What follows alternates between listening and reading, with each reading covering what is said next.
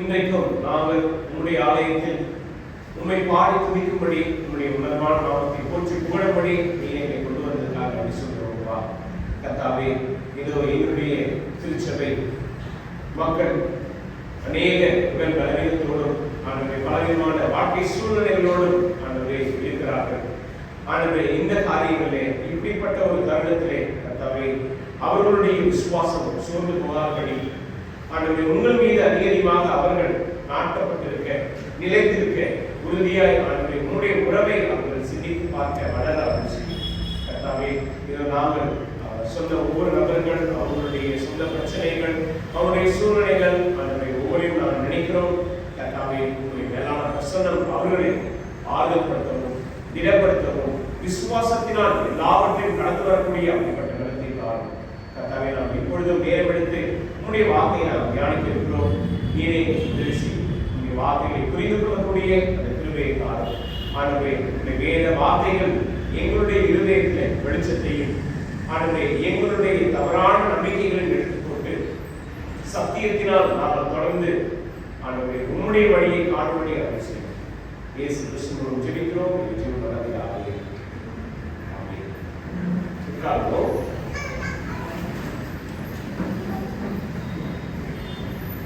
இன்றைக்கும் என்னோடு கூட யோவான் 6ஆம் அதிகாரத்துக்கு இருக்கும்படி கேட்கிறேன். யோவான் 6ஆம் அதிகாரம்.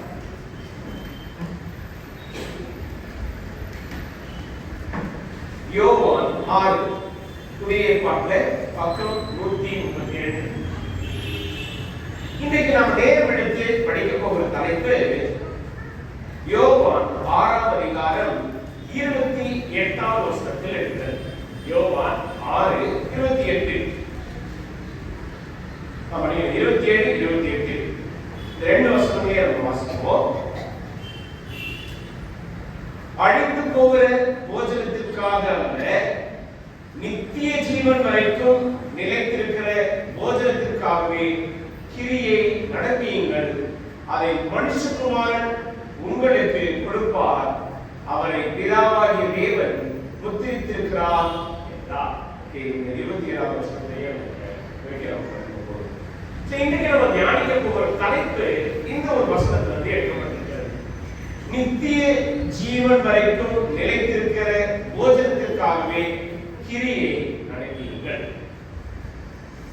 ஓகே, இங்க ஆண்டவராகிய இயேசுவானவர் என்ன சூழ்நிலையை இந்த வார்த்தையை சொல்லுகிறார்? யோவான் 6ஆம் அதிகாரத்தை நம்ம படிக்கும் பொழுது நம்ம அநேகர் படிக்கிறோம், இல்ல ஒரு சில பேர் படிக்கிறோம் அப்படின்னா, இந்த ஒரு அதிகாரத்துல ஆண்டவராகிய இயேசுவானவர் ஒரு மிகவும் பிரசித்தி பெற்ற ஒரு அற்புதத்தை அவர் செய்தார். என்ன அப்படின்னா, 5000 பேருக்கு அப்பத்தையும் மீனையும் என்ன பண்ணார்னா போஷித்தார். அவங்க கிட்ட இருந்து எத்தனை அப்பம் எத்தனை மீன்? 5 அப்பம் 2 மீன். இத 5000 பேருக்கும் சாப்பிட கொடுத்தார். ஏன் கொடுத்தார்? ஏன்னா இந்த ஜனங்கள் ரொம்ப நேரம் அவரோடு கூட இருந்து அவருடைய வார்த்தை கேட்டாங்க. அங்க இருந்து கூடி இருந்து ஆண்டவருடைய வார்த்தை கேட்டது மாத்திரம் இல்ல, அங்கே அவங்க தங்கியிருந்தாங்க. அவர்கள் மீது இறக்கப்பட்டு அவர்கள் மீது கரிசனையோடு அன்போடு எல்லோரையும் போஷித்தார். ப்ராப்ளம் என்ன அப்படின்னா, இன்றைக்கு மனிதர்களுடைய தேவை என்று சொல்லும் பொழுது அது எந்த ஒரு சூழ்நிலையிலும் எந்த ஒரு காலகட்டத்திலையும் அதை என்ன பண்ண முடியாதுன்னா திருப்திப்படுத்தவே முடியாது. இங்க நம்ம படிக்க பாருங்க 27ஆம் வசனத்துல, நித்திய ஜீவன் வரைக்கும் நிலைத்திருக்கிற போஜனத்திற்காகவே கிரியை நடப்பீர்கள். இன்னைக்கு நம்ம இந்த பூமியில வாழ்ற கடைசி நாள் வரைக்கும் வேலை செஞ்சாதான் நமக்கு என்ன கிடைக்கும்? என்ன கிடைக்கும்? போஜனம் நீங்க சொல்றீங்க, ஆனா மரியாதை கிடைக்கும். உண்மையா இல்லையா? வேலையை விட்டு நின்றாலே வேலையை விட்டு நின்றியா? எனக்கு நல்லா ஞாபகம் இருக்கு. நான் படிச்சு முடிச்ச பிற்பாடு வேலை தேடி இருக்கேன். இப்போ 2005 ஒரு மாசம் தான் வீட்டுல இருப்பேன். எங்க அப்பா வருவார், இல்ல இல்லையா எங்க போய் இன்டர்வியூ அப்படின்னாரு. இல்ல வெயிட் பண்ணிட்டு இருக்கேன். திரும்ப திரும்ப அடுத்த நாள் வருவார், நீங்க வீட்டுல இருக்கியா? சரி, இன்னைக்கு நம்ம எல்லாருடைய கவனமும் நோக்கமும் என்ன அப்படின்னா, நம்ம வேலை செஞ்சா நமக்கு உணவு, நம்முடைய தேவைகள், நம்முடைய காரியங்கள் சந்திக்கப்படும். இதை கடைசி வரைக்கும் நம்ம செய்யணும். ஒன்று நம்மளுடைய மதிப்பிற்காக, இல்ல நம்முடைய வளர்ச்சிக்காக, அண்ட் ஆஃப் கோர்ஸ் நம்முடைய குடும்பத்தை போஷிக்கணும். எல்லாத்துக்கும் வேலை நாம தினமும் ஒரு வேலை சாப்பிடணும். இன்னைக்கு மனிதனுடைய வாழ்க்கை இப்படிதான் போயிட்டு இருக்கு. நீங்க நிறைய பேர் பாத்தீங்கன்னா, ஒரு சில மனிதர்கள், அதுவும் தனியா இருக்கிறவங்க, ஈவன் ஒரு சில குடும்பத்தாரெல்லாம் பாத்தீங்கன்னா, இன்னைக்கு வேலை செஞ்சா இன்னைக்கு கிடைக்கிற பணத்தை அப்படியே என்ன பண்றாங்க, இன்னைக்கு அவங்க உணவுக்காக, தேவைக்காக அவங்க பயன்படுத்துறாங்க, செலவழிக்கிறாங்க. தவிர தங்களுடைய வாழ்க்கையில எது அவசியமான தேவையானது என்பதை யாரும் சிந்திக்க முடியாது. இங்கே ஆண்டவராகிய இயேசுவானவர் தான் சந்தித்த அந்த மக்களிடம் குறிப்பாக ஆவிக்குரிய போஜனத்தை குறித்து அவர் எடுத்து பேசுகிறார். சரி, எல்லாரும் வராங்க, வசனத்தை கேட்கிறாங்க, ஆண்டவர் அவர்களை போஷிக்கிறார், அவங்க எல்லாம் சாப்பிடுறாங்க, அப்புறம் போயிட்டாங்க. ஆனா திரும்பவும் இங்க யோவான் 6ஆம் அதிகாரத்தை படிக்கும் பொழுது இந்த ஜனங்கள் ஆண்டவராகிய இயேசுவானவரை தேடி வருகிறார்கள். ஓகே, நம்ம வாசிக்கிற பாருங்க 24ஆம் வசனம். அப்பொழுது இயேசுவும் அவருடைய சீஷரும் அங்கே இல்லாததை ஜனங்கள் கண்டு உடனே அந்த படகுகளில் ஏறி இயேசுவை தேடிக்கொண்டு கப்பர்நகூமுக்கு வந்தார்கள். இப்போ இந்த ஜனங்கள் வசனத்தை கேட்டாங்க, சாப்பிட்டாங்க, திருப்தி அடைந்தார்கள், திரும்ப வராங்க, இயேசுவையும் அவருடைய சீஷர்களையும் பார்க்கணும்னு நினைக்கிறாங்க. அந்த இடத்துல இல்லை. உடனே படகு எடுத்து இயேசுவானவர் எங்க இருக்கிறாங்க அப்படின்ட்டு தேடி போறாங்க. ஓகேங்களா? சரி, இப்போ இந்த ஜனங்கள் இயேசுவையும் அவருடைய சீஷர்களையும் தேடுவதற்கான காரணம் என்ன? ஓகே, இங்க ஆண்டவராகிய இயேசுவானவர் அது ரொம்ப வெளிப்படையாக சொல்லுகிறார்ல. 25ஆவது வசனம்.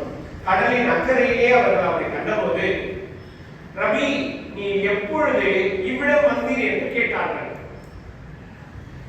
இயேசு அவர்களுக்கு பிரதியுத்தரமாக, நீங்கள் அற்புதங்களை கண்டதினால் அல்ல, நீங்கள் அப்பம் புசித்து திருப்தியானதினாலே என்னை தேடுகிறீர்கள் என்று மெய்யாகவே மெய்யாகவே உங்களுக்கு சொல்கிறேன். இங்க ஆண்டவராகிய இயேசுவானவர் இந்த ஜனங்களுடைய உள்ளான எண்ணமும் நோக்கமும் என்ன என்பதை அறிந்திருக்கிறார். இவங்க இந்த அளவுக்கு கஷ்டப்பட்டு பிரயாசப்பட்டு, அதுவும் கப்பல் ஏறி நம்ம வாசிக்கிறோம், இந்த படகுகளில் ஏறி இயேசுவை தேடுகிறார்கள், கடைசியா கண்டுபிடிக்கிறாங்க. அப்ப இயேசுவானவர் சொல்றாரு, ஜனங்களே, நீங்க எதுக்காக வந்திருக்கீங்கன்னு தெரியும். நான் 5 அப்பம் 2 மீன் 5000 பேருக்கு போஷித்த அந்த அற்புதத்தினால நீங்க என்ன நம்பி வரல. நான் உங்களுக்கு உணவு கொடுத்தேன், நீங்கள் திருப்தி அடையும்படி, உங்களுடைய சரீரம் போஷிக்கப்படும்படி உங்களுக்கு தேவையான அந்த உணவு கொடுத்தேன். அதனால நீங்க தேடி வரீங்க. ஓகே, அதை நம்ம இங்க வாசிக்கிறோம் 26ஆவது வசனத்துல. சோ இப்போ இந்த ஆண்டவராகிய இயேசுவானவர் இந்த ஜனங்களுடைய நிலை என்ன என்பதை அறிந்திருக்கிறார். இன்றைக்கும் நாமும் வேலை செய்கிறது, நாமும் கடினப்பட்டு பிரயாசப்படுகிறது எல்லாமே என்ன சொல்லுவோம், அந்த ஒரு வேளை சாப்பாட்டுக்காக. சாப்பாடுன்றது உண்மையிலேயே நம்ம எல்லாருக்கும் ரொம்ப தேவையானது, அவசியமானது. ஏன்னா 3 வருஷம் பைபிள் காலேஜ்ல படிச்சேன். முதல் வருஷம், அதாவது எனக்கு ஹாஸ்டல் அனுபவம் கிடையாது, அதே போல ஹாஸ்டல் சாப்பாடு எப்படி இருந்தது தெரியாது. ஆனா ரொம்ப கஷ்டம். நானே ஒரு சில பேரண்ட்ஸ் சொல்றேன், என் பையனை ஹாஸ்டல்ல போறேன், என்னுடைய பெண்ணுடைய ஹாஸ்டல் போறதுன்னு நான் சொல்றேன், தயவு செய்து போடாதீங்க அப்படின்னு தான் சொல்றேன். ஏன் அப்படின்னா, அப்கோர்ஸ் ஒரு பக்கம் அவங்க அவங்களுடைய செயல்கள்லாம் செய்ய கற்றுக் கொள்வார்கள் அப்படின்னு நம்ம சொல்லுவோம். ஆனா உண்மையிலேயே ரொம்ப இக்கட்டான கடினமான சூழ்நிலை. அதுவும் நல்ல ருசியா சாப்பிட்டு பழகிட்டவங்க ஹாஸ்டல் சாப்பாடு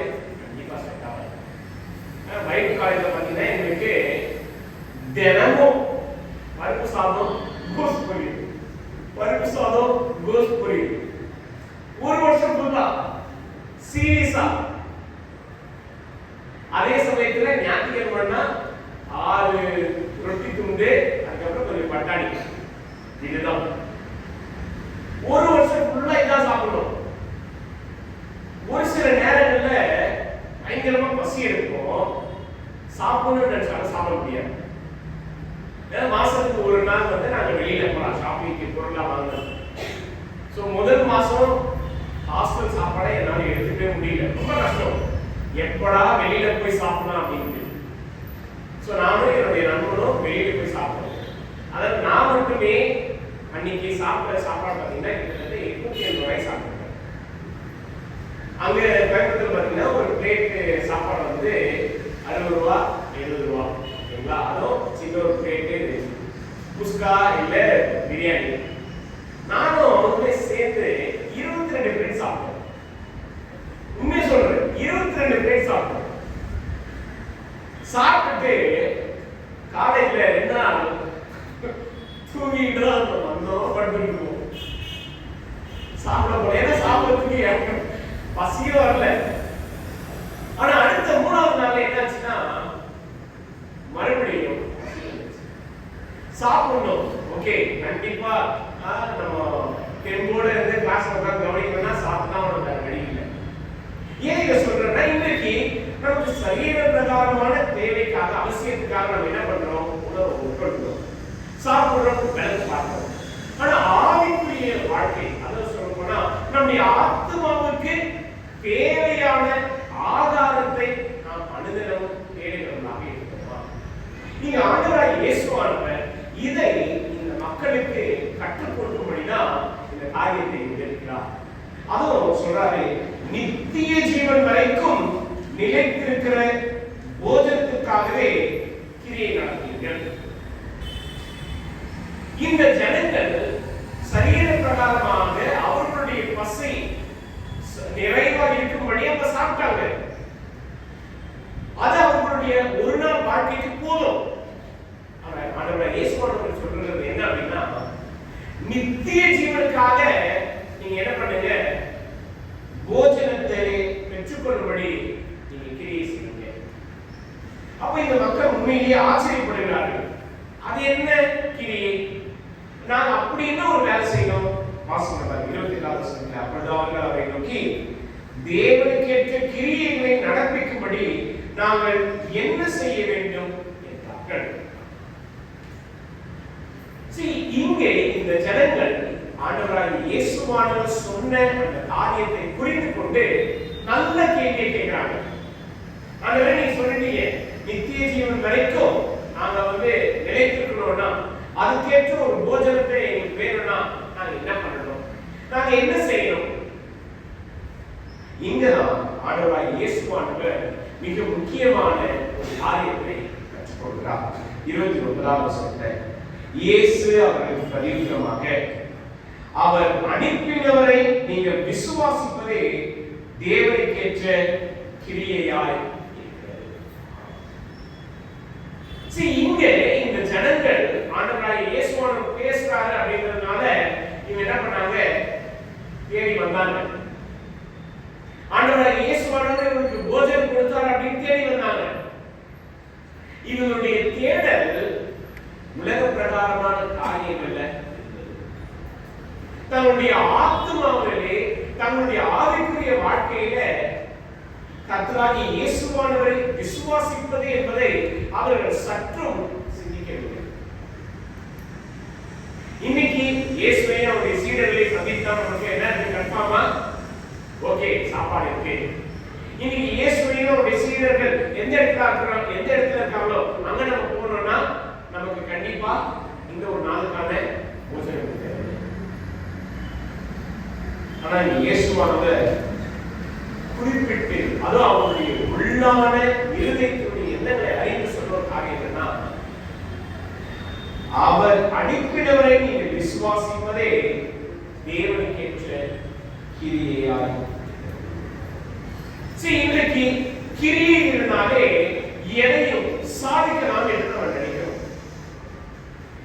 நாம நன்மை செய்வோம் என்றால், நாம நற்செயல்களை செய்வோம் என்றால், நீங்க நிறைய பேர் சொல்றதுதான், எனக்கு பரலோக நிச்சயம், நான் நல்ல காரியம் செய்யறேன், ஏன் நான் நல்ல குணத்தோட நல்ல செயல்களை நான் ஈடுபடுறேன். ஆனா ஆண்டவராகிய இயேசு சொல்லுன்னா, என்னை விசுவாசிக்கிறவனே இந்த நித்திய ஜீவனை, குறிப்பா தேவனுக்கேற்ற கிரியை. இங்கே ஆண்டவராகிய இயேசுவானவர் இந்த காரியத்தை சொல்லும் பொழுது அடிப்படையான அவசியமான காரியத்தை கற்றுக் கொடுக்கிறார். என்ன? கர்த்தர் மீது வைக்கிற அந்த விசுவாசம். இந்த யூத ஜனங்களுடைய நம்பிக்கையும் சிந்தனையும் என்ன அப்படின்னு பாத்தீங்கன்னா, ஆண்டவரை தேடி வருகிறார்கள் உலக தேவைக்காக, தங்களுடைய சரீர தேவைக்காக, தங்களுடைய திருப்திக்காக கர்த்தரை தேடுகிறார்கள். ஆரம்பத்திலேயே நாமளும் அப்படிதான், நம்முடைய தேவைகளுக்காக, நம்முடைய திருப்திக்காக, நம்மளுடைய சூழ்நிலை மத்தியில நாம எப்படியாவது இது ஒரு காரியம் நடக்கணும்ன்றதுக்காக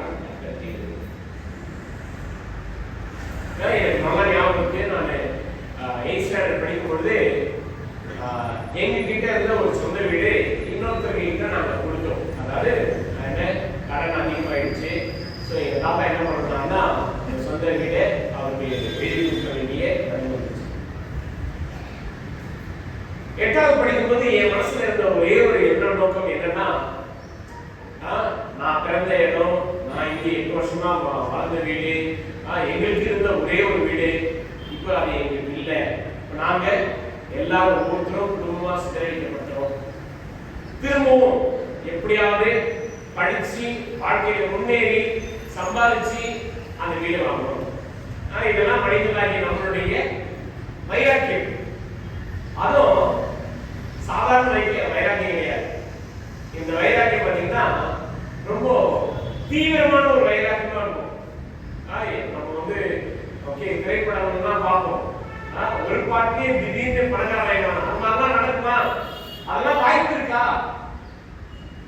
சம்டைம்ஸ் நம்முடைய உலக தேவைகள் நம்மளை அப்படிப்பட்ட ஒரு எண்ணத்தை கொடுக்குது.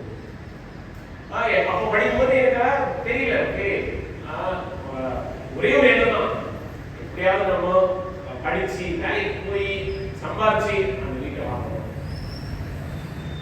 இத நான் ஆண்டவராகிய இயேசுவை அறிந்து கொள்ளாததற்கு உண்மையாக, அதாவது அப்போ சர்ச்சுக்கு போவோம், கத்துப்போம், அவ்வளவுதான் தவிர உண்மையான விசுவாசம் தான் இல்லை. ஆனா என்றைக்கு உண்மையான விசுவாசமும் என்னுடைய உள்ளத்தை ஆண்டவர் என்று ஒப்புக் கொடுப்பேனோ, அன்றையிலிருந்து அந்த ஒரு எண்ணமோ இல்லை அந்த ஒரு தாக்கமோ எனக்கு தெரியும். ஏன் சொல்றேன் அப்படின்னா, எப்பொழுது நாம் ஆண்டவராகிய இயேசு ஆண்டவரை நம்முடைய உள்ளத்தில் சொந்த ஆண்டவராக ரட்சகராக உண்மையாக ஏற்றுக்கொண்டு விசுவாசிக்கிறோமோ, ஆண்டவர் நம்முடைய வாழ்க்கையில, அது குறிப்பா நம்ம இருதயத்துல இந்த உலக பிரகாரமான தேவைகளை எல்லாவற்றையும் என்ன பண்ணுவார்னா, அவருடைய முக்கியத்துவத்தையும் அவருடைய அவசியத்தையும் நாம் அதிகமா தேட மாட்டோம். நம்முடைய இருதயம் அதை வாஞ்சிக்காது. ஏன்னா நமக்கு ஆண்டவராகிய இயேசுவானவர் ரட்சகராக மீட்பராக நம்முடைய உள்ளத்தை, நம்முடைய வாழ்க்கையை ஆற்றுகிறார். இங்கே ஆண்டவராகிய இயேசுவானவர் இந்த மக்களுக்கு இந்த ஒரு சத்தியத்தை, இந்த ஒரு காரியத்தை தான் புரிய வைக்கும்படி அவர் உரைக்கிறார். பாருங்க, நீங்க வாசிக்கிறோம் 29வது வசனத்துல, அவர் அனுப்பினவரை நீங்கள் விசுவாசிப்பதே தேவனுக்கேற்ற கிரியையாய் இருக்கிறது என்றார். இப்ப இதையே இந்த ஜனங்கள் புரிந்து கொள்ள என்ன கேட்கிறாங்க? 30வது வசனம், அதற்கு அவர்கள் அப்படியானால் உம்மை விசுவாசிக்கும்படிக்கு நாங்கள் காணத்தக்கதாக நீ என்ன அடையாளத்தை காண்பிக்கிறீர், என்னத்தை நடப்பிக்கிறீர்? இப்ப இயேசுவானவர்கிட்ட கேட்கிற கேள்வி இதுதான். நாங்க உங்களை நம்புறோம்னா நீங்க எங்களுக்கு அடையாளம் காட்டுங்க, நீங்க என்ன செய்வீங்க? இந்த ஜனங்களுடைய எண்ணத்தை காட்டல. இவர்கள் சற்று முன்புதான் 5 அப்பம் 2 மீன் 5000 பேர் சாப்பிட்டாங்க. அதை இந்த ஜனங்கள் பார்த்தார்கள், அவங்க புசித்தார்கள், திருப்தி அடைந்தார்கள். இப்ப திரும்பவும் இயேசுவானவர்கள் வந்து என்ன கேக்குறாங்க? நீங்க அடையாளம் காட்டுங்க, நீங்க என்ன செய்வீங்க நான் பார்க்கணும். வாசிக்க பாருங்க 32வது வசனத்துல 37 வானத்திலிருந்து அவர்களுக்கு அப்பத்தை புசிக்க கொடுத்தார் என்று எழுதியிருக்கிறபடி நம்முடைய பிதாக்கள் வனாந்தரத்தில் மன்னாவை புசித்தார்களே என்றார்கள். இப்ப இந்த மக்கள் கேட்கறது என்னன்னா, நாங்க உங்களை நம்புறாண்டவே என்ன சொல்லல, ஆனா நீங்க எங்களுக்கு ஒரு அடையாளத்தை காட்டுங்க. எங்களுடைய பிதாக்கள்லாம் வானத்திலிருந்து வந்த மன்னாவை சாப்பிட்டாங்க, அது போல ஒரு அடையாளம் இருந்ததுதான் நாங்க என்ன பண்றோம், ஒரு நம்புறோம். இந்த ஜனங்கள் உண்மையா கேட்கறது என்னன்னா, ஆண்டவரே எங்களுக்கு தினமும் நீங்க சாப்பாடு கொடுங்க, நாங்க உங்களுக்கு நம்புறோம், நாங்க உங்களை நம்புறோம். நீங்க தினமும் எங்களுடைய சரீர பிரகாரமான தேவையை சொன்னீங்க, நாங்க உங்களை நம்புறோம். இன்னைக்கு நம்ம அநேகருடைய விசுவாசமும் இப்படிதான் இருக்கும். ஆகவே இன்னைக்கு தேவையான காரியத்தை நீங்க போஷீங்க, நான் உங்களை நம்புறேன். ஆகவே இந்த மாதத்துக்கு தேவையான காரியங்கள் நீங்க சொன்னீங்க, நான் உங்களை நம்புறேன். அப்படி சந்திக்கலாம். அப்படி ஒரு சில சூழ்நிலைகள் நமக்கு இல்ல அப்படின்னா, ஐயோ ஆண்டவர்களுக்கு கொடுக்கல, ஆண்டவர்களுக்கு தேவையான போஜனத்தை சந்திக்கல, இன்னைக்கு கிடைச்சாதான் பெற்றுக்கொண்டாதான் விசுவாசிகள் நம்ம சொல்றோம். ஆனா விசுவாசம் இருக்கிறதுனா பெற்றுக்கொள்வேன் என்ற அந்த நிச்சயம் நம்ம எத்தனை பேருக்கு? இங்கே இந்த ஜனங்களுடைய ஆழமான சந்தேகத்தின் பிரச்சனையை ஆண்டவராய் இயேசுவானவர் எடுத்து காண்பிக்கிறார். இந்த ஜனங்கள் அடையாளத்தை பார்த்து, அற்புதத்தை பார்த்து, அதிசயத்தை பார்த்து நம்பி பழகினார்கள் தவிர விசுவாசத்தினால் அவர்கள் எதையும் பெற்றுக்கொள்ளும்படியான அப்படிப்பட்ட ஒரு நேரான நம்பிக்கையை அவர் பார்க்கவில்லை. இங்க ஆண்டவராய் இயேசுவானவர் திரும்பவும் இந்த ஜனங்களிடம் எவ்வளவு கரிசனையோடு அன்போடு விவரிக்கிறார். 32வது வசனம், இயேசு அவர்களை நோக்கி, வானத்திலிருந்து அந்த அப்பத்தை மோசே உங்களுக்கு கொடுக்கவில்லை, என் பிதாவோ வானத்திலிருந்து அந்த மெய்யான அப்பத்தை உங்களுக்கு கொடுக்கிறார் என்று மெய்யாகவே மெய்யாகவே உங்களுக்கு சொல்கிறேன். பல வருஷமா இந்த இஸ்ரவேல் ஜனங்கள், இந்த யூத ஜனங்கள் நம்புறது என்ன அப்படின்னா, மோசே தான் இவர்களுக்கு மன்னாவை கொடுத்தார் என்பதை நம்பினார்கள். ஆண்டவராகிய இயேசுவானவர் இங்கே இந்த ஜனங்களுக்கு மிக முக்கியமான ஒரு காரியத்தை புரிவித்தார். என்ன? மோசே உங்களுக்கு கொடுக்கல, என் பிதாவா உங்களுக்கு அதை கொடுத்திருக்கிறார். அதிலே குறிப்பா தன்னை பற்றி அவர் சொல்கிறார். எங்க வாசிக்கிறோம்ல 33வது வசனம், வானத்திலிருந்து இறங்கி உலகத்துக்கு ஜீவனை கொடுக்கிற அப்பமே தேவன் அருளிய அப்பம் என்றார். அப்பொழுது அவர்கள் அவரை நோக்கி, ஆண்டவரே, அந்த அப்பத்தை எங்களுக்கு எப்பொழுதும் எங்களுக்கு தர வேண்டும் என்றார்கள். இந்த ஒரு கான்வர்சேஷனை படிக்கும் பொழுது நம்ம யோவான் 4ஆம் அதிகாரத்தை நினைவுக்கு வருவோம். யோவான் 4ஆம் அதிகாரத்துல சமாரிய ஸ்திரீ ஆண்டவராகிய இயேசுவானவரை சந்திக்கிறார். ஆண்டவராகிய இயேசுவானவர் தாய் என்று சொல்கிறார். சொன்ன, நீங்க ஒரு யூதி என்கிட்ட வந்து கேட்கலாமா? நான் யாருன்னு தெரிஞ்சுன்னா நீயே என்கிட்ட கேட்டிருப்ப, நான் உனக்கு ஜீவ தண்ணீரை கொடுத்திருப்பேன்.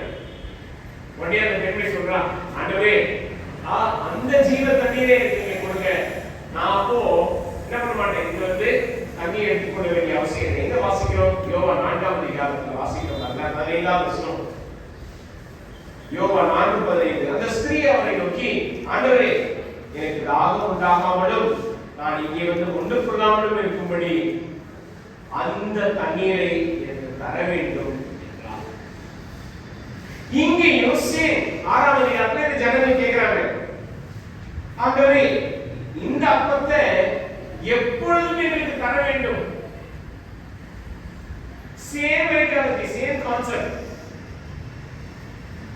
இந்த ஜனங்கள் தங்களுடைய உலக பிரகாரமான தேவைகளை மையப்படுத்துகிறார்களே ஒழிய ஆண்டவராகிய இயேசுவானவர் தருகிற அழியாத நித்திய ஜீவனை குறித்து அவர்களால் சிந்தித்து பார்க்க முடியவில்லை.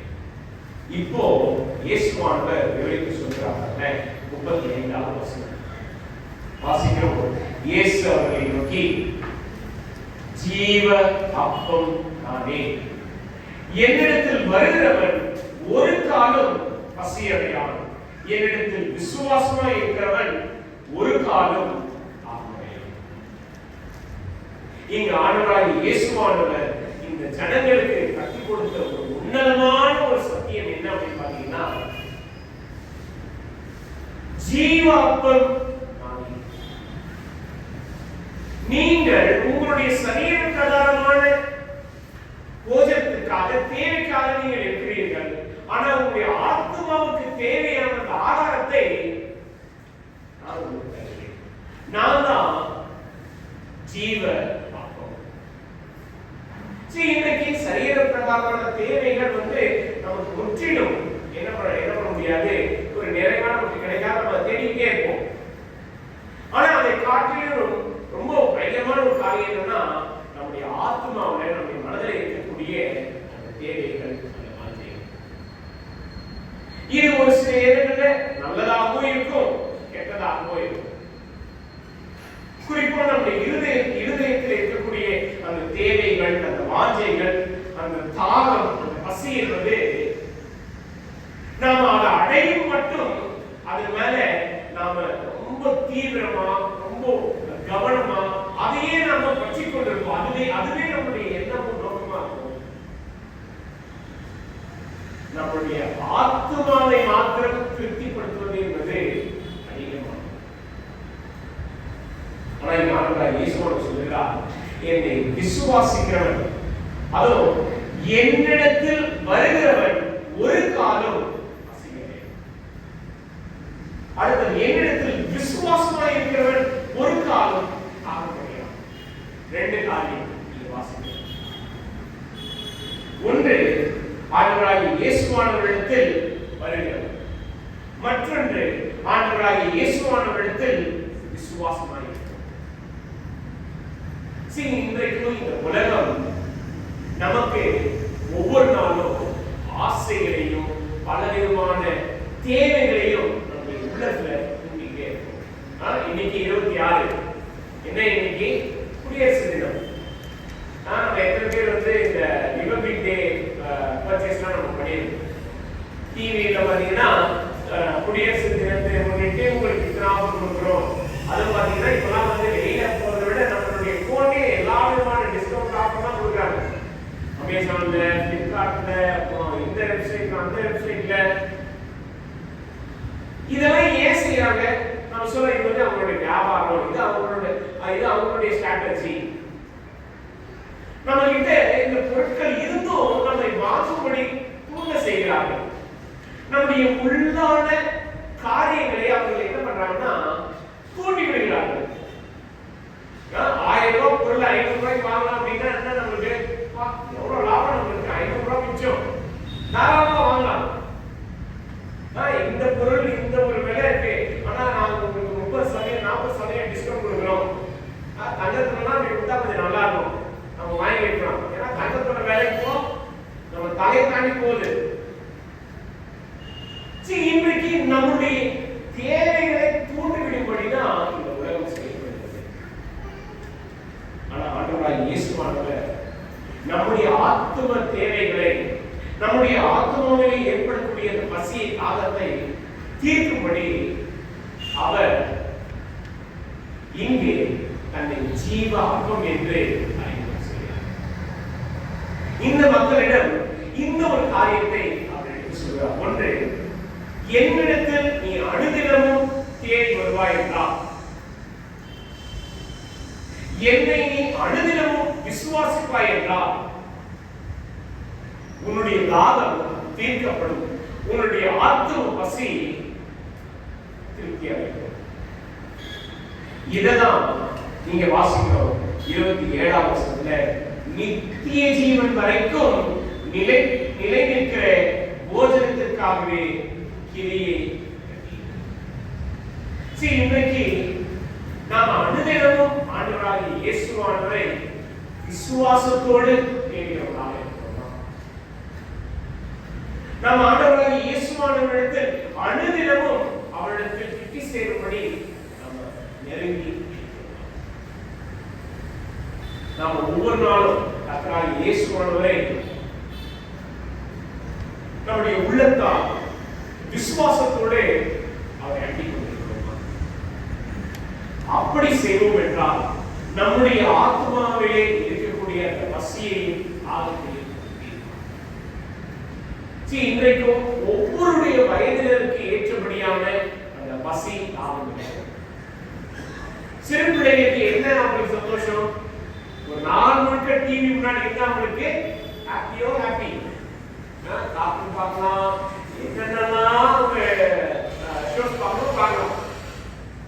வாலிபர்களுக்கு என்ன சந்தோஷம்? அவங்க யூஸ் பண்ற போன் சார்ஜே போகக்கூடாது, நெட்டே காலி ஆகக்கூடாது, ஒரு நாள் ஃபுல்லா பக்காவா யூஸ் பண்ணா அவங்களுக்கு அது ஹாப்பி.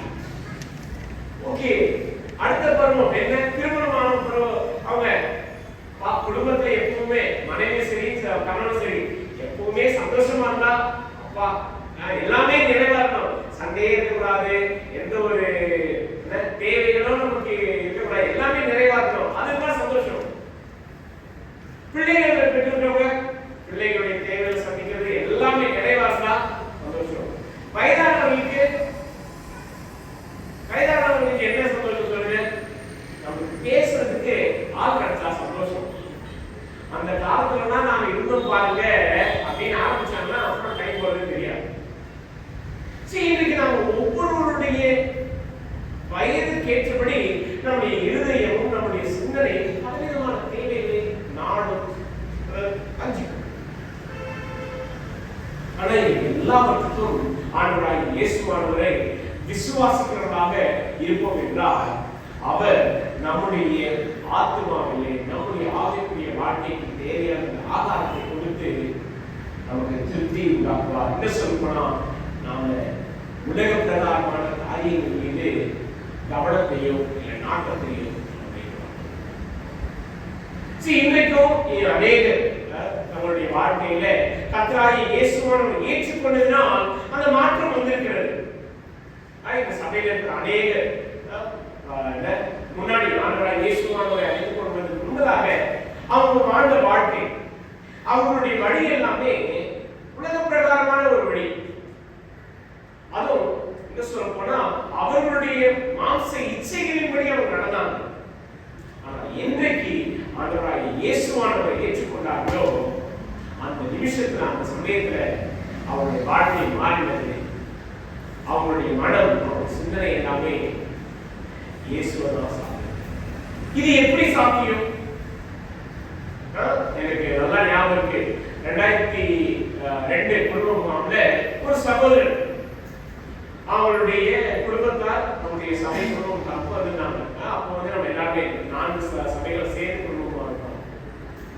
குடும்பமா முடிந்த பிற்பாடு நாங்கள் சர்ச் எல்லாத்தையும் எடுத்து வச்சுட்டு அரேஞ்ச் பண்ணிட்டு இருக்கோம். கேட்ல சண்டை போடுறாங்க. நீங்க எங்களுடைய குடும்பத்தை மாத்திட்டீங்க, என்ன என் குடும்பத்தை பிரிச்சுட்டீங்க. அதாவது ஃபுல்லா பயங்கரமா குடிச்சிட்டு அவர் பயங்கரமா சண்டை போட்டாரு. அப்ப நானும் இன்னொரு சகோதரன் தான் இது பேசணும். அவர் என்ன சொல்றது, கிட்டத்தட்ட ஒரு 11 மணி வரைக்கும் இன்னும் ஒரே சண்டை, ஒரே பேச்சு. ஒரு காலகட்டத்துல இந்த மனிதன் தான் மாறுவாரா அப்படின்னா நான் நினைச்சிருக்கோம். இந்த மனிதன் தான் உண்மையிலேயே கடவுளை தெரிஞ்சுக்கிட்டே வாழ்க்கையில மாற்றத்தை பார்ப்பாரா? ஆனா அடுத்த வருடமே ஆண்டவர் அந்த நபரை சந்தித்தார். அவருடைய வாழ்க்கை மாறினது. அதாவது அவர்கிட்ட இல்லாத கெட்ட பழக்கம்ன்றது ஒண்ணு எல்லாமே இருக்கு. என்னைக்கு இயேசுவை ஏத்துட்டாரோ அவருடைய வாழ்க்கை அப்படியே மாறிச்சு. அவர் பேசுற விதம், அவர் ட்ரெஸ் பண்ண விதம், அவர் மற்றவங்களோட ரொம்ப பணிவா அன்பா உபசரிச்சது நானே கேட்டேன், நீங்க தானா அந்த மனிதன் அப்படின்னா, ஆமா, ஆண்டவராகிய இயேசுவானவரை நான் விசுவாசிக்கிறேன். அவர் என் வாழ்க்கையை மாத்திட்டாரு. அவர் என் வாழ்க்கையில இப்போ எந்த ஒரு கெட்ட பழக்கம் எதையும் அது திரும்பி பார்க்கற ஒரு யோசனை என்னவே இல்லவே இல்லை. அது எப்படி போச்சுன்னு எனக்கு தெரியல. ஆண்டவர் எல்லாத்தையும் எடுத்து போட்டாரு.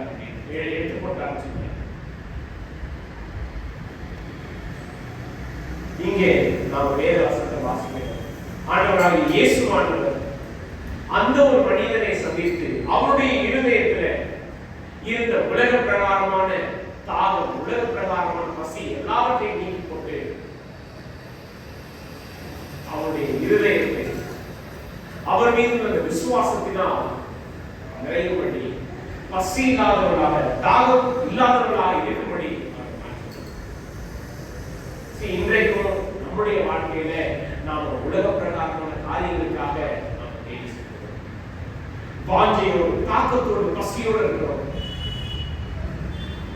இன்றைக்கும் இதிலிருந்து நாம் மீட்கப்படும்படி, மீளும்படி ஆண்டவராகிய இயேசுவானவர் ஆண்டவராகிய இயேசுவானவரை நாம் விசுவாசிக்கும் பொழுது, அவரிடத்தில் நெருங்கி வரும் பொழுது, இந்த உலக பிரகாரமான தேவைகளிலிருந்து, இந்த உலக பிரகாரமான பசியிலிருந்து, தாக்கத்திலிருந்து ஆண்டவராகிய இயேசுவானவர் நம்மை விடுதலை செய்து எந்த ஒரு சூழ்நிலையிலும் நாம திரும்பி போகாதபடி இங்க வாசிக்கிறாங்க. அவர் என்ன சொல்கிறார்? 36வது சொல்லுங்க, நீங்கள் என்னை கண்டிருந்து விசுவாசியாமல் இருக்கிறீர்கள் என்று சொல்கிறேன். பிதாவானவர் எனக்கு கொடுக்கிற யாவும் என்னிடத்தில் வரும், என்னிடத்தில் வருகிறவனை நான் புறம்பே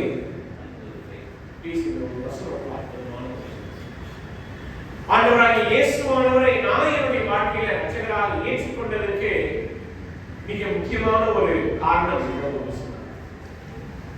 என்னுடைய பலவீனம், என்னுடைய பாவம் என்ன என்பதை ஆண்டவராகிய இயேசு நன்றாக தெரிந்திருக்கிறார்.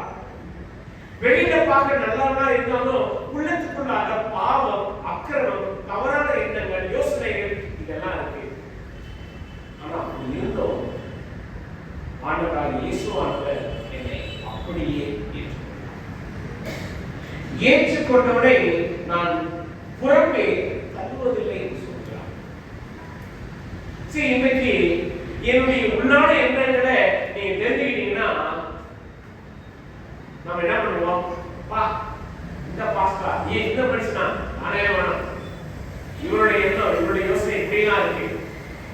இல்ல உங்களுடைய நெருங்கிய நண்பர்களுடைய என்ன ஒரு யோசனை நீங்க தெரிந்து கொள்ளும்போது, இப்படிப்பட்ட நபர்களெல்லாம் இருக்கக்கூடாது, சேரக்கூடாது, ஒதுங்கி இருக்கலாம், இப்படிதான் நம்ம முடிவெடுப்போம், தீர்மானிப்போம்.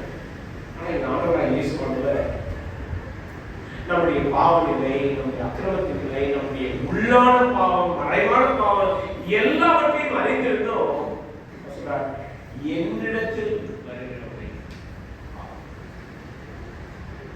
உன்னுடைய சூழ்நிலை, உன்னுடைய பாவ பிரச்சனை, உன்னுடைய செயல்பாடு எதுவாக இருந்தாலும் நீ கிட்ட வந்துடலாம், நான் உன்னை புறமே, which means நான் உன்னை புறக்கணிக்க மாட்டேன், உன்னை ஒதுக்கி வைக்க மாட்டேன், உன்னை நானு வேணான்னு சொல்ல மாட்டேன், என் பக்கமா சேர்த்துக்கொள்வேன். 37வது வசனம், என் சித்தத்தின்படி அல்ல, என்னை அனுப்பினவருடைய சித்தத்தின்படி செய்யவே நான் வானத்தில் இறங்கி வந்தேன். இங்கதான் நம்ம பார்க்கிறோம், இதுதான் பிதாவுடைய பிதாவாகிய தேவன் விரும்புகிற ஒரு காரியம் என்ன பார்த்தீங்கன்னா, நாம எப்பேற்பட்ட ஒரு சூழ்நிலையில பாவ பிரச்சனை இருந்தாலும், நாம எந்த ஒரு நபராக இருந்தாலும் சரி, ஆனா ஆண்டவராகிய இயேசுவானவரை தேடி வருவோம் என்றால்,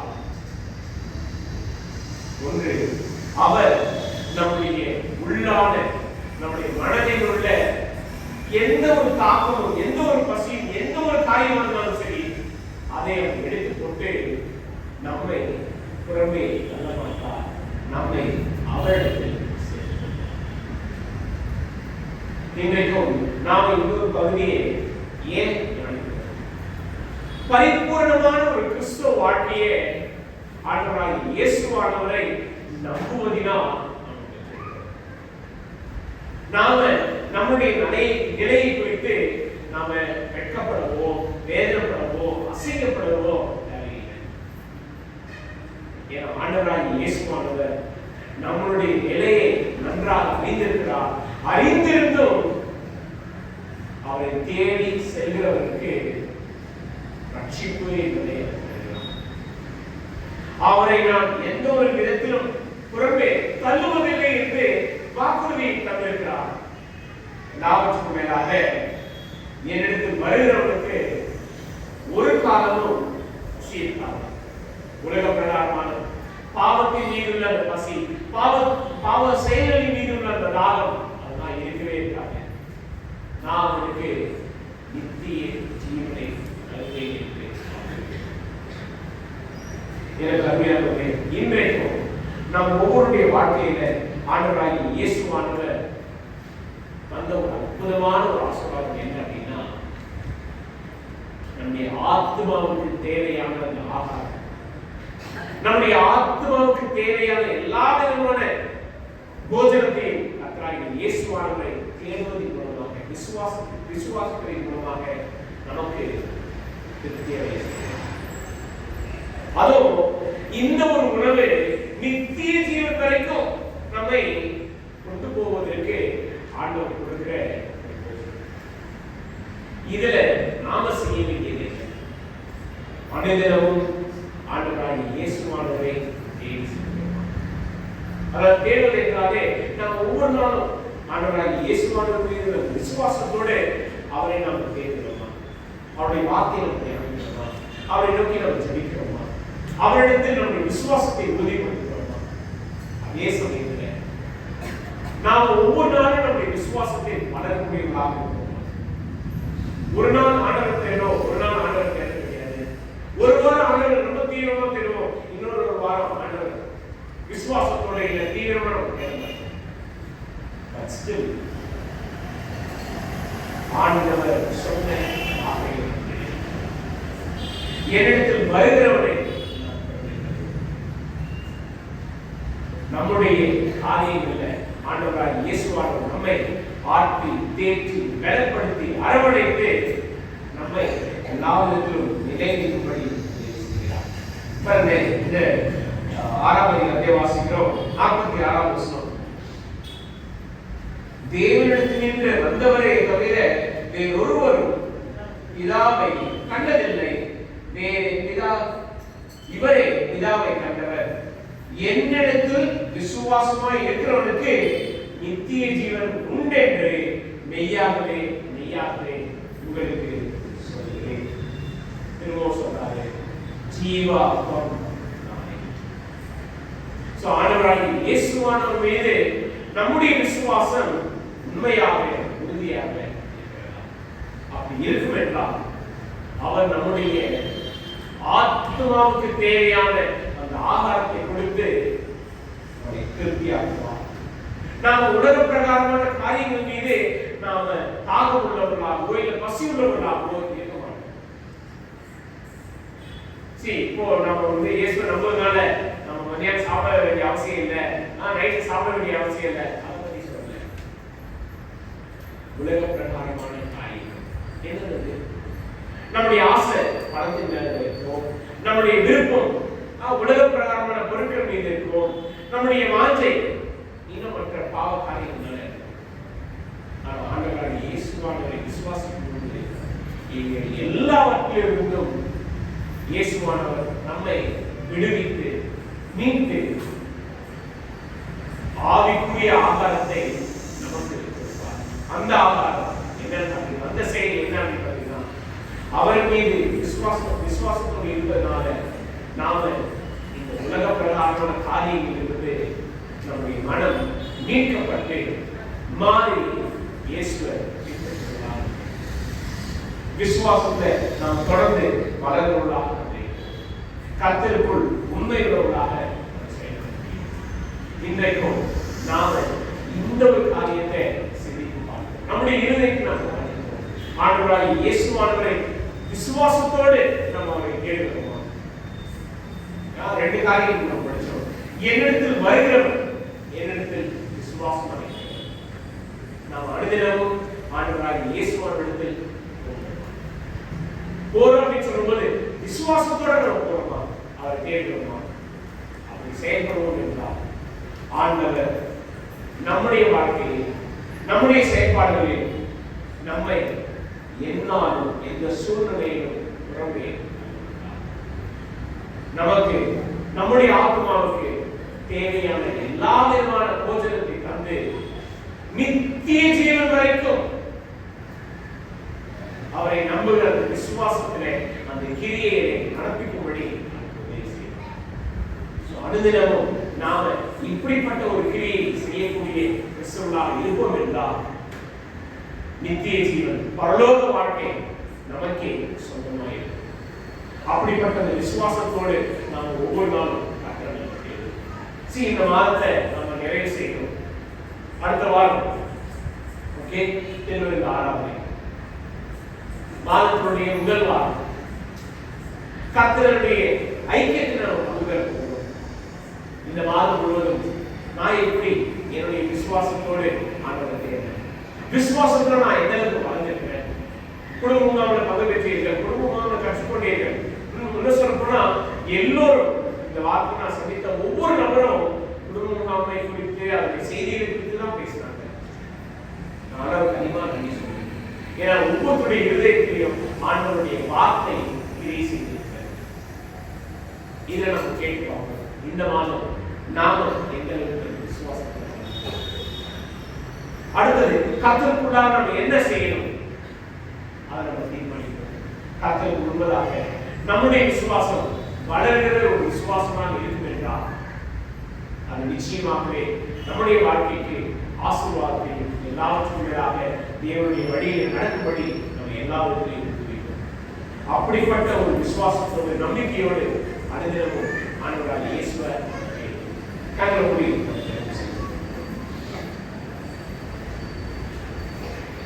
எங்கள் கிருபையில் நல்லா ஆண்டவரே, எனக்கு முன்னே பிரசவத்தவர்களையும் அதிகமாக நன்றி சொல்கிறோம்.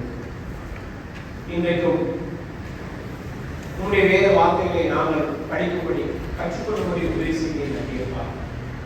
குறிப்பாக இது நாங்கள் உலகத்தினுடைய தேவைகளுக்காக காரியங்களுக்காக ஆண்டவராகிய இயேசுவை தேடுவோம் என்றால் ஆண்டவரை இன்றைக்கும் நாங்கள் சிந்தித்து பார்த்து என்னுடைய ஆவிக்குரிய வாழ்க்கை உன்னதமாக இருக்கிறது என்பதை ஆராய்ந்து பார்க்க சோதித்தறிய உதவி செய்யும். உலக பிரகாரமான தேவைக்காக அல்ல ஆண்டவரே, எங்களுடைய ஆத்மா, எங்களுடைய ஆவி, எங்களுடைய சிந்தனை கர்த்தராகிய இயேசு கிறிஸ்துவை விசுவாசிக்கும்படி நித்திய ஜீவனுக்காக எங்களுக்கு தேவைப்படுகிற அந்த ஆவிக்குரிய ஆகாரத்தை நாங்கள் அனுதினமும் பெற்றுக்கொள்ளும்படி கர்த்தராகிய இயேசுவிடத்தில் வரவும் அவரிடத்தில் விசுவாசமுள்ளவர்களாய் ஜீவிக்கும்படி கர்த்தாவே, நாங்கள் நிலையற்ற மனிதர்கள்.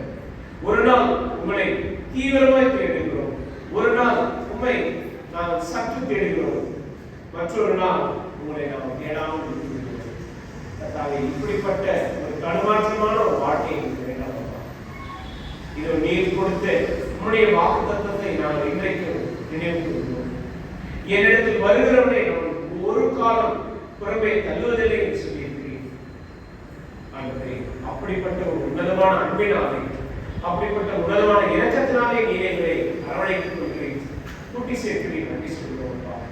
இதோ நாங்கள் தொடர்ந்து கர்த்தராகிய இயேசுவானவரை அனுதினமும் தேடுகிற கூட்டமாக, தேடுகிற மக்களாக, தேடுகிற உம்முடைய பிள்ளைகளாக இருக்கும்படி அப்படிப்பட்ட இருதயத்தையும் அப்படிப்பட்ட ஆவியும் தொடர்ந்து நீரே எங்களுடைய வாழ்க்கையில் எங்களுடைய ஆத்மாவுக்கு தேவையான ஆகாரத்தை அனுதினமும் பெற்றுக்கொள்ள விசுவாசத்தோடு கர்த்தராகிய இயேசுவிடத்தில் வர இயேசு கிறிஸ்து மூலம் ஜெபிக்கிறோம்.